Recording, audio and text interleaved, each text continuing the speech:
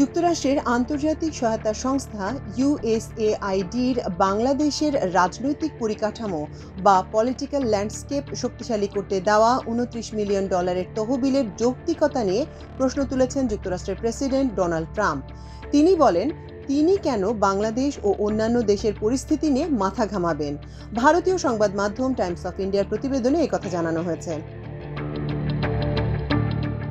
প্রতিবেদনে বলা হয়, স্থানীয় সময় গতকাল শুক্রবার মার্কিন অঙ্গরাজ্যগুলোর গভর্নরদের কর্ম অধিবেশনে ভাষণ দেওয়ার সময় ট্রাম্প অভিযোগ করেন, বাংলাদেশের রাজনৈতিক পরিকাঠামো শক্তিশালী করতে $29 মিলিয়ন এমন একটা প্রতিষ্ঠানকে দেয়া হয়েছে যার নাম কেউই কখনো শোনেনি। $29 মিলিয়ন তারা চেক পেয়েছে। কল্পনা করতে পারো, তোমার একটি ছোট প্রতিষ্ঠান আছে, এখানে ও ওখানে $10,000 করে পাও, আর তারপর যুক্তরাষ্ট্রের সরকার থেকে $29 মিলিয়ন পেয়ে যাও। ওই প্রতিষ্ঠানে মাত্র 2 জন লোক কাজ করে।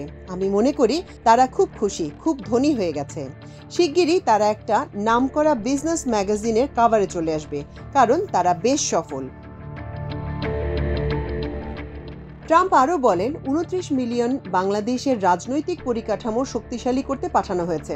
কিন্তু রাজনৈতিক পরিকাঠামো শক্তিশালী করা বলতে তারা কি বোঝায়? $20 মিলিয়ন রাজস্ব ফেডারেলিজমের জন্য, $19 মিলিয়ন নেপালের জীববৈচিত্র্য সংরক্ষণের জন্য, $47 মিলিয়ন এশিয়ায় শিক্ষার মান উন্নয়নের জন্য। এসব নিয়ে আমি কেন মাথা ঘামাবো?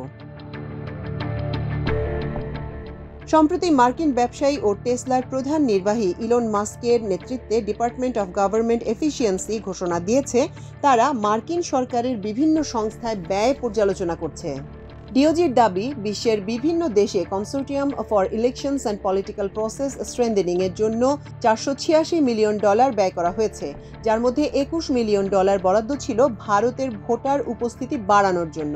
ডিওজির এ তথ্য প্রকাশের পরই ভারতের পুরনো বিতর্কটি নতুন করে মাথাচাড়া দিয়েছে। এদিকে বিষয়টি নিয়ে ভারতের রাজনৈতিক অঙ্গনে তুমুল বিতর্ক শুরু হয়েছে।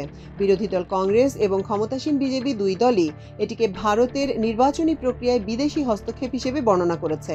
তবে বিজেপি দাবি করেছে, কংগ্রেস নেতৃত্বাধীন তৎকালীন ইউপিএ সরকার বিদেশি শক্তিকে ভারতীয় প্রতিষ্ঠানগুলোতে প্রবেশাধিকার সহজ করে দিয়েছিল।